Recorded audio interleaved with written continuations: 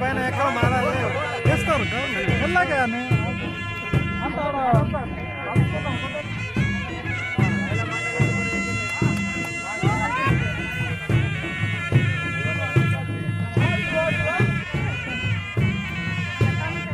ఆదివాసుల ఐక్యత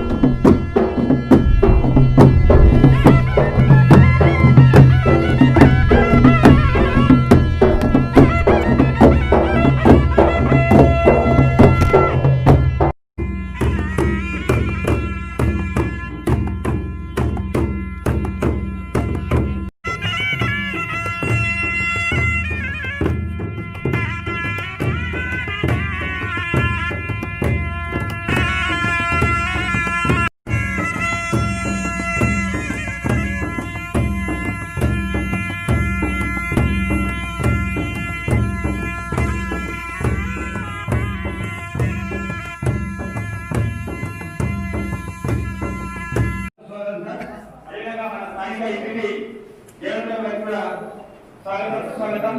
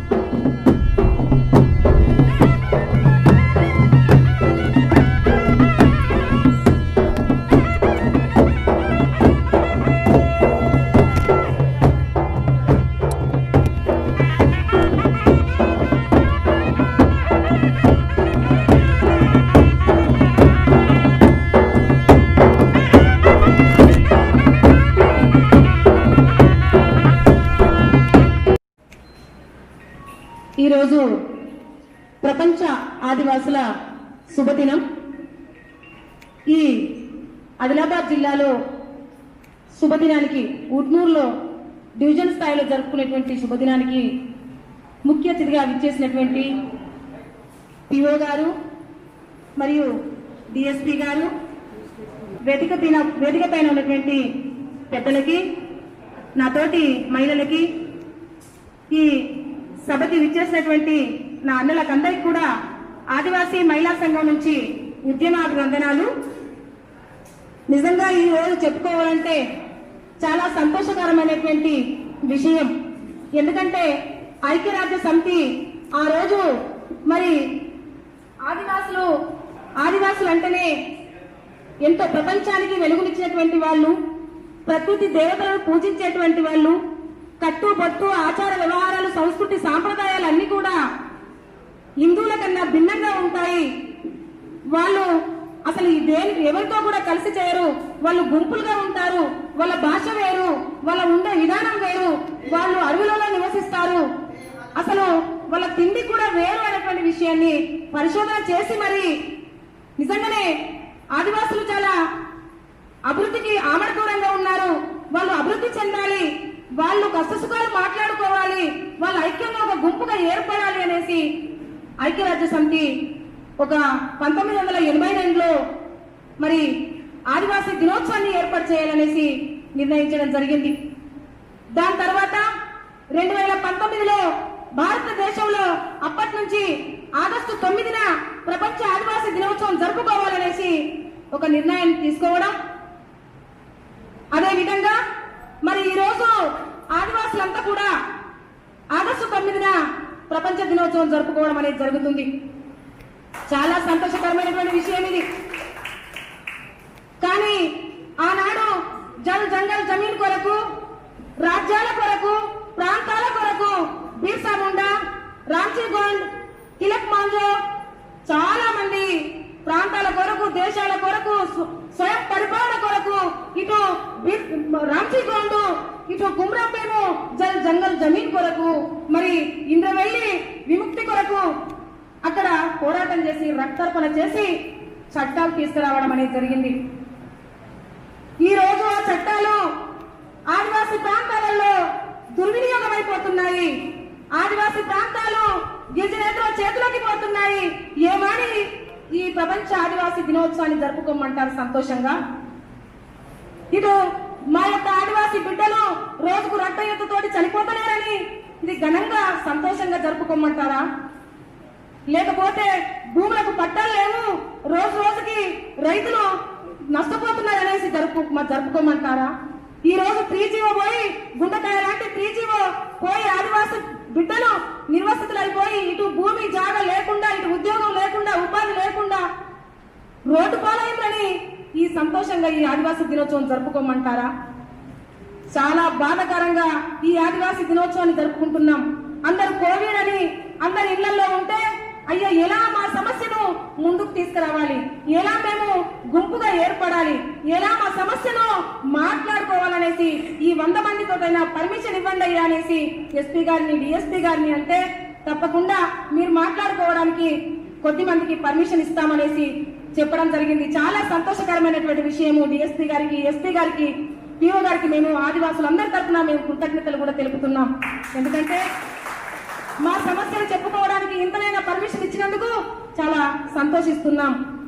మాకు ఈ ఊట్నూరు డివిజన్ లో పిఓ గారంటే 9 తెగల ఆదివాసులకు ఐటీడీ అంటేనే ఒక తల్లి లాంటివి.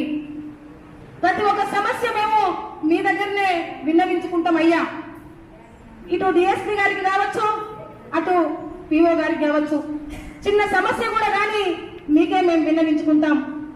ఈరోజు మా యొక్క గుండెకాయ లాంటి జీవో పోయింది. మా ఆదివాసులందరూ కూడా నిర్వాసితులయ్యేటువంటి పరిస్థితి ఉంది. ఇప్పుడే బొచ్చు తమ్ముడు చెప్పినట్టు, ఆశరెడ్డి అన్న చెప్పినట్టుగా మా ఈ ప్రాంతంలో బతకడానికి కూడా, ఇల్లు కట్టుకోవడానికి కూడా, ఉండడానికి కూడా జాగలేనటువంటి పరిస్థితిలో ఈ ప్రాంతం మాదై ఉండి కూడా మేము ఈ ప్రాంతంలో నివసించడానికి చోటు లేనటువంటి పరిస్థితిలో జీవిస్తున్నారు ఆదివాసులు.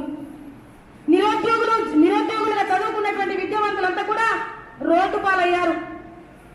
ఇక్కడ వ్యాపారము రియల్ ఎస్టేట్ నడుస్తుంది. వాళ్ళ చేతుల కింద మా పిల్లలు బానిసలుగా బతికేటువంటి పరిస్థితి ఏర్పడుతుంది. అయ్యా, మీ ద్వారా ఆదివాసులు చాలా వెనుకబడి ఉన్నారు. ఇంకా ఆదివాసులకు రోడ్లు లేవు, ఆదివాసులకు ఇల్లు లేవు, ఆదివాసులకు వైద్యం లేదు, ఆదివాసులకు విద్య కూడా సరిగ్గా అందడం లేదు. ఇంతో కొంత విద్య అందితే బియ్యడో చేస్తూ ఉంటే ఆదివాసీ పిల్లలకి ఈరోజు 3G పోయిందంటే మళ్ళా ఆ ఉద్యోగాలు కూడా రావు. తప్పకుండా 3G మళ్ళీ పునరుద్ధరణ చేయాలి అనేసి ఆదివాసులు అక్కడ ఒక డిమాండ్ పెట్టారు అనేసి దాని ద్వారా మీరు ప్రభుత్వానికి విన్నవిస్తారని పిఓ గారికి మేము ఆదివాసుల తరపున అందరి తరపున ధన్యవాదాలు తెలుపుతున్నాం.